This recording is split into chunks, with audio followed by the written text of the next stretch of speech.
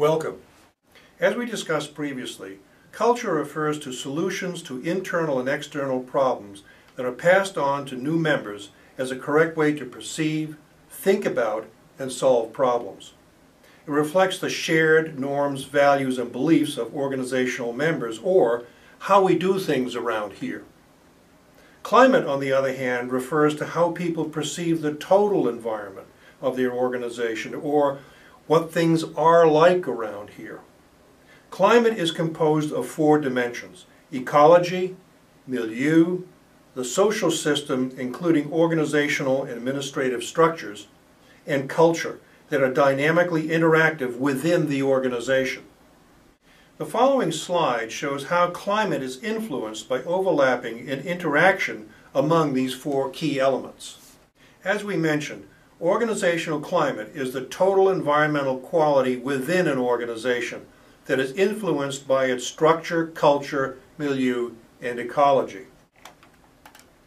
Climate refers to the environment within the organization, including the school department, a school building, or a school district. Observers may describe the environment as being open, closed, bustling, warm, impersonal, rigid, or informal. Recent attention to school effectiveness has re-emphasized the importance of organizational climate.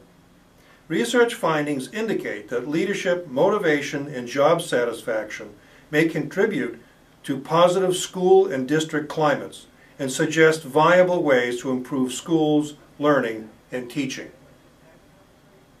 Over the last several decades, researchers have developed and validated instruments to assess organizational climates.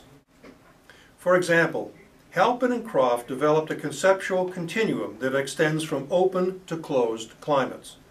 They posit that personality is to an individual as climate is to an organization. They constructed the Organizational Climate Description Questionnaire, OCDQ, to better understand the dynamics of school climate by looking at teachers as a group and principal as a leader. It's useful in describing their interaction in schools. The characteristics targeted by the questionnaire include teacher behavior and principal behavior. With regard to teacher behavior, they describe disengagement as indicating that teachers do not work well together. Hindrance refers to principals burdening teachers with bureaucratic committees that teachers see as busy work.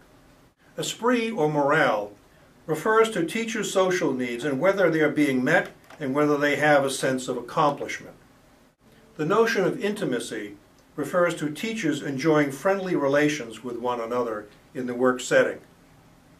Principal behavior.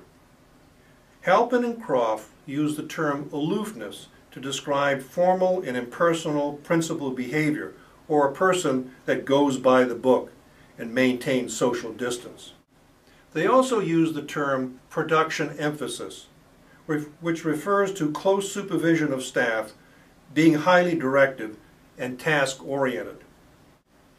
Thrust is a term that they use to describe the principal's attempt to move the school or improve the school. And consideration refers to a principal's inclination to treat teachers humanely. Each of these characteristics is measured on an intensity scale that ranges from open to closed, as seen on the schematic on the right.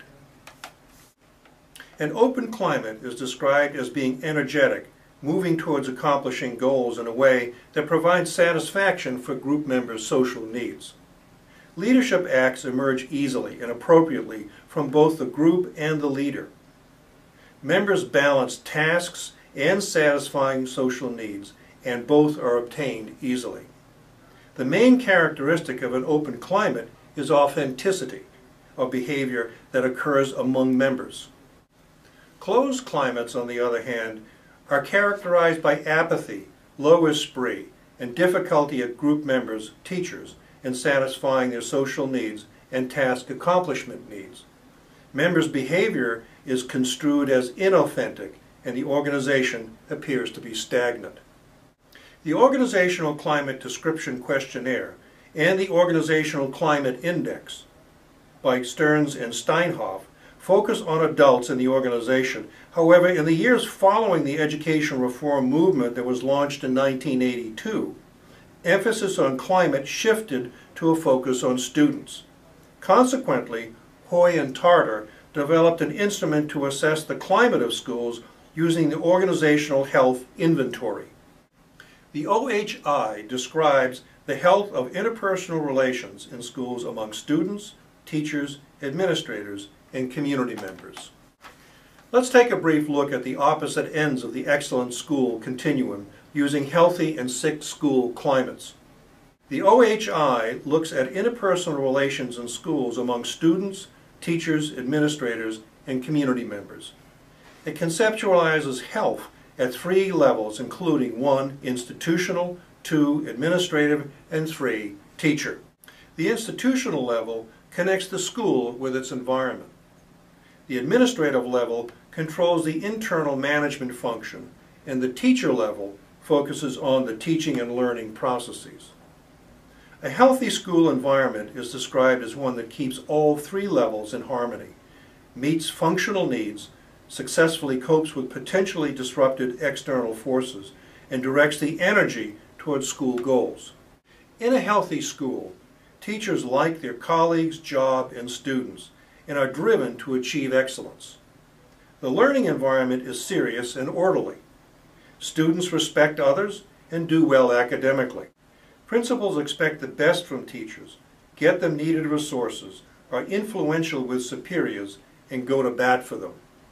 A healthy school has high institutional integrity, and teachers are protected from unreasonable and hostile outside forces. A sick school climate, on the other hand, is described as being vulnerable to destructive outside forces such as unreasonable parental demands and the whims of the public, and is described as being low in institutional integrity. The school lacks an effective principal. The principal provides little direction or structure, little encouragement for teachers, and has little influence with their superiors. Teachers don't like their colleagues or their jobs. They act aloof and suspicious and are defensive. Materials and supplies are scarce, and there is no press for academic excellence, and academically oriented students are ridiculed by their peers and viewed as threats by their teachers. Let's quickly review what you've learned by discussing the notion of organizational climate. Now let's apply what you know. Discuss the elements of climate in your organization and reflect on efforts by leaders to intentionally improve these areas and hence improve the climate. Finally, and most importantly, let's use what you know to solve problems. How would you act strategically to influence or change the climate of your organization over time? By focusing on organizational structure, climate, milieu, and ecology. You may also want to think about what principals and superintendents do in highly successful schools and districts with regard to leadership, job satisfaction, motivation, and maintaining institutional integrity. I hope this brief review helps your understanding of school climates.